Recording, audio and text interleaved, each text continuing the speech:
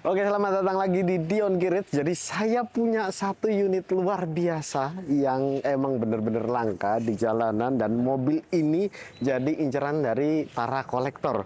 Karena mobil ini hanya 2.500 sampai 2.700 unit di dunia. Ini dia mobilnya Pajero Evolution tahun 97.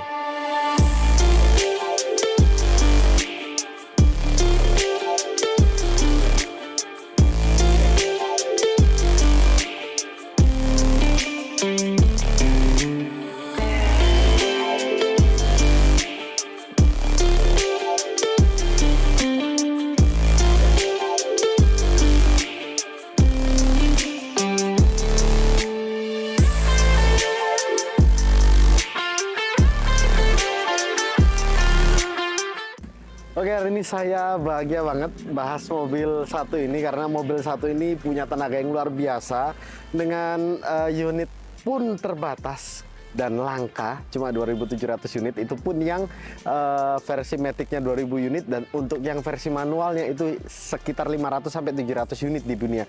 Dan varian Pajero Evolution ini adalah varian homologasi, jadi varian yang ngikutin regulasi Paris-Dakar di Paris pastinya, dengan kelas T2. Jadi diproduksi emang untuk rally Dakar waktu itu, tahun 97 sampai tahun 99 produksinya. Dan diproduksi ya tadi sekitar 2.700 unit di dunia. Saya kurang tahu spesifiknya, mungkin kalau kalian punya datanya dan punya kepastian datanya, saya akan merasa senang dan merasa terbantu banget karena saya tahu seberapa banyak unit ini di dunia. Dan kalau kita tarik ke belakang lagi, kita baca sejarahnya, mungkin sedikit sejarah yang akan saya sampaikan berdasarkan apa yang saya tahu tentang mobil Pajero Evolution ini. Jadi Mitsubishi Pajero Evolution ini lahir sebagai hasil langsung dari ambisi Mitsubishi untuk mendominasi rally Dakar, salah satu rally paling ganas di dunia. Untuk bisa mengikuti kategori T2 dalam kelas rally Dakar, VIA mewajibkan produsen untuk membuat versi jalan raya dari mobil rally mereka. Maka lahirlah Pajero Evolution SUV off-road ekstrim yang dibungkus dalam bodi legal jalan raya.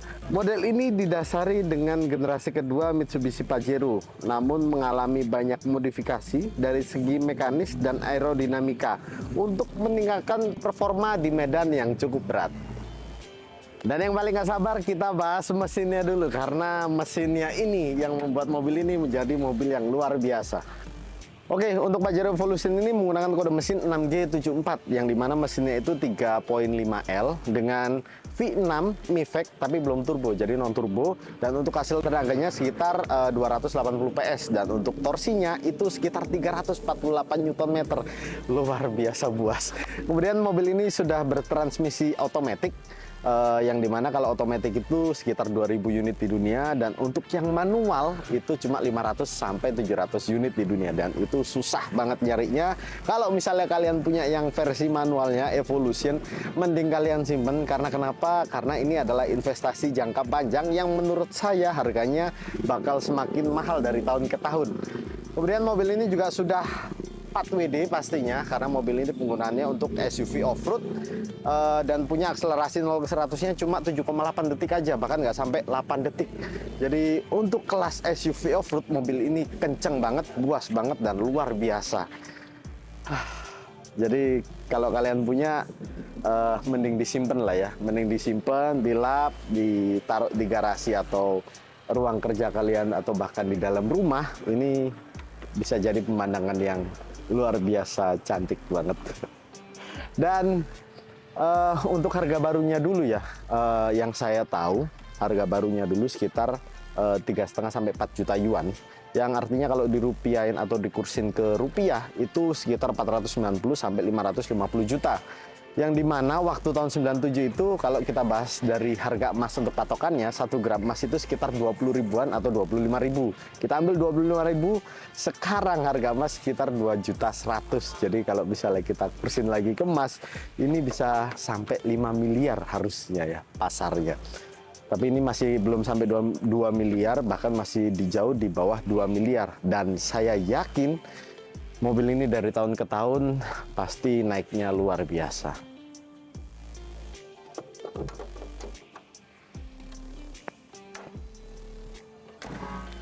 Dan sekarang kita mau bahas di bagian bodi eksteriornya yang menurut saya desainnya gagah sekali, kemudian elegan, dan emang beda banget ya desainnya dari SUV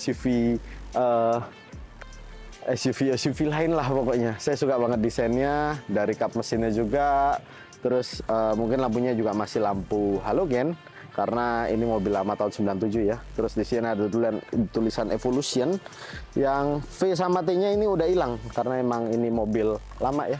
Jadi wajar lah kalau misalnya emang hurufnya ini udah hilang dan emang kita harus cari juga. Dan seperti yang kalian tahu, karena ini adalah mobil langka, spare partnya juga langka dan mahal.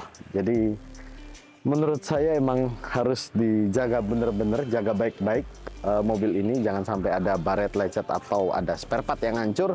Bahkan ketika saya lihat mobil ini, waktu saya ngecek itu nggak ada keropos sama sekali. Jadi walaupun tahun 97, mobil ini masih luar biasa seger banget. Happy banget saya nemu mobil yang seperti ini, asli, serius.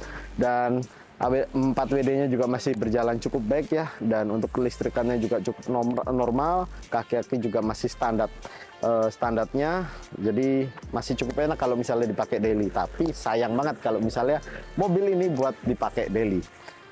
Dan di bagian samping ini ganteng banget ya, jadi ada over fendernya, kemudian ada footstep-nya juga, ada kisi-kisi anginnya di bagian sini. Wah, ganteng banget. Kalau misalnya diganti pelek juga lebih ganteng lagi pastinya. Dan untuk spoilernya juga kelihatan banget. Ini kalau misalnya hilang, keropos, patah, atau ada cacat lain, ini bakal susah banget nyari spoiler seperti ini. Dan aksesoris kayak gini, ini asli Pajero ya, ini susah banget.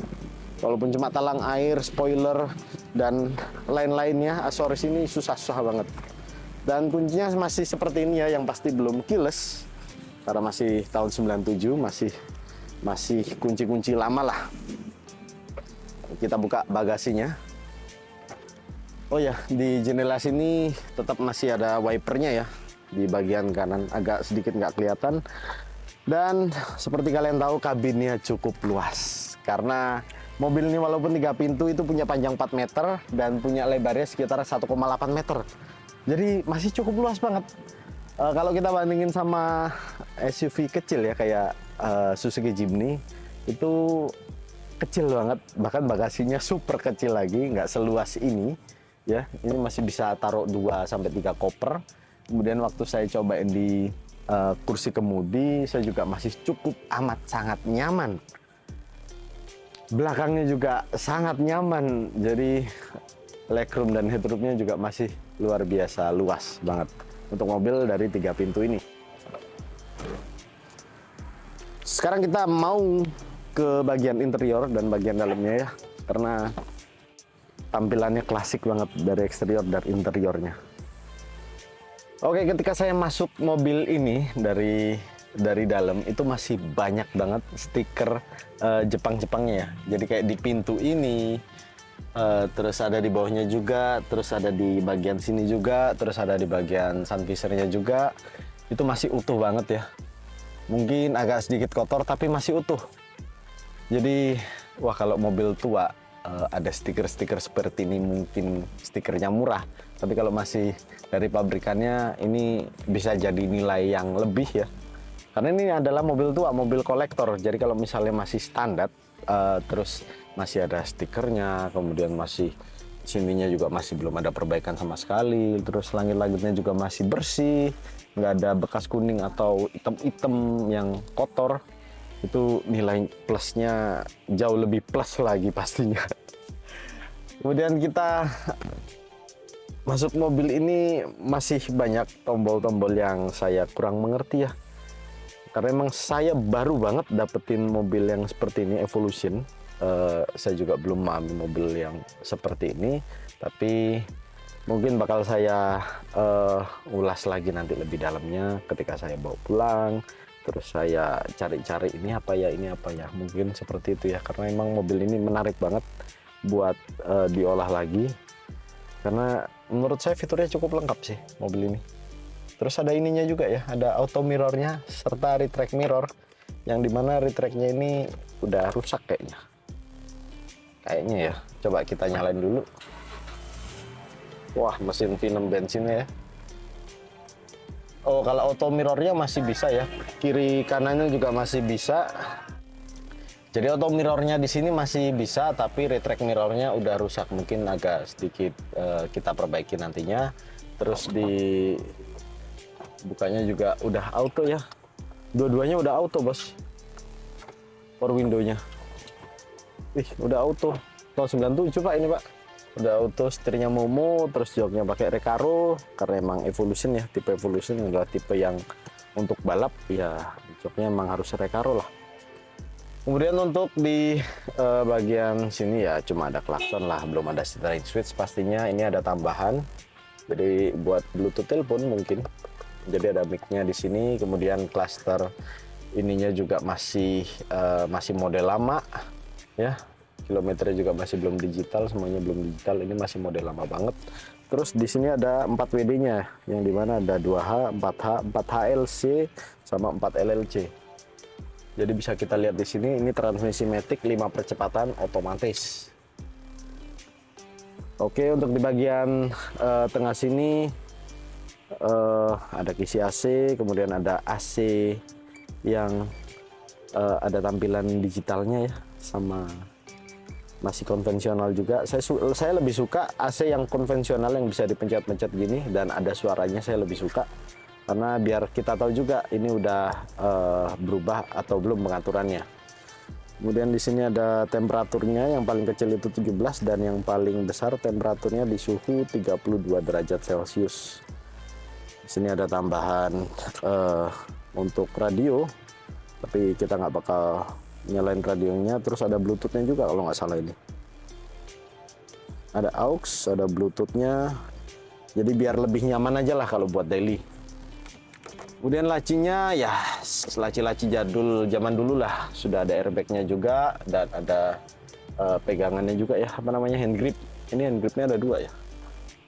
Ada di atas sama ada di bagian samping. Dan ini adalah posisi mengemudi saya yang nyaman dengan tinggi yang 170 lebih, dan saya mau ngasih tahu ke kalian betapa nyamannya dan betapa luasnya kabin dari 3 pintu mobil ini, karena mobil ini punya panjang 4 meter seperti yang saya tadi bilang. Jadi kita turunin dulu joknya, ya nggak usah turunin lah ya, kita kedepanin, karena kalau turunin berhubung ini Recaro jadi harus ini ya, harus super sabar karena diputar-putar dulu.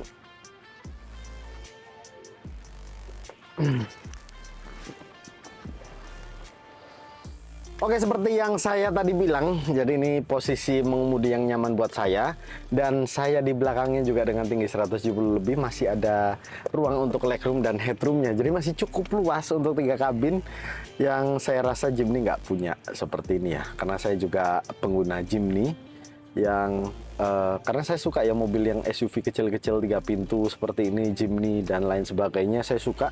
Dan menurut saya yang punya kabin yang luas itu cuma Pajero Evolution ya, iya kan. Karena dia punya tenaga dan performa yang luar biasa, kabin yang cukup luas, bahkan bagasi juga cukup luas. Kalau misalnya emang ini ada yang barunya dan harganya affordable, mungkin saya bakal lebih pilih Pajero seperti ini ya, karena enak banget. Kemudian di sini juga ada armrest, dari kanan dan kiri ada armrest pak. Armrestnya itu ada cup holdernya, jadi ada satu ya, kanan kiri satu, jadi ada 2. Di sini ada speakernya, dan di depan ini nggak ada cup holdernya ya, jadi di belakang aja yang ada cup holdernya. Enak, jadi lebih nyaman duduk di belakang daripada yang di depan. Terus di bagian sini, di bagian sini ada untuk asbak mungkin ya. Jadi kalau misalnya udah penuh atau sampah kecil-kecil penuh bisa dibuang. Kanan kiri juga begitu sama, dan di sini ada laci penyimpanan yang cukup kecil. Enak, lampunya juga masih berfungsi ya.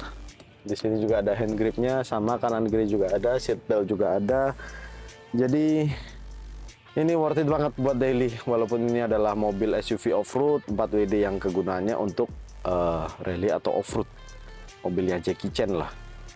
Jadi enak banget kalau misalnya ada keluar barunya. Wah, saya mungkin bakal lebih pilih ini ya daripada Jimny. Karena emang Pajero itu the legend of SUV Dakar. Dan ini bener-bener mobil Dakar. Bukan Dakar cuma tulisan aja. Oke, terima kasih banyak buat teman-teman yang udah nonton video ini dari awal sampai akhir di unit yang luar biasa ini. Karena saya sendiri pun suka dari tenaga performan dan interior serta eksterior, saya suka semuanya dari mobil ini ya. Walaupun mobil ini emang sayang banget kalau misalnya dipakai buat daily. Silakan kalian bantu koreksi saya kalau misalnya ada kesalahan dari informasi yang saya sampaikan. Bisa kalian tulis di kolom komentar dan silakan like video ini, subscribe juga, serta silakan kalian bantu follow di IG saya diongarage.id dan di TikTok diongarage.id. Sampai ketemu di video mobil motor keren-keren selanjutnya. Bye bye.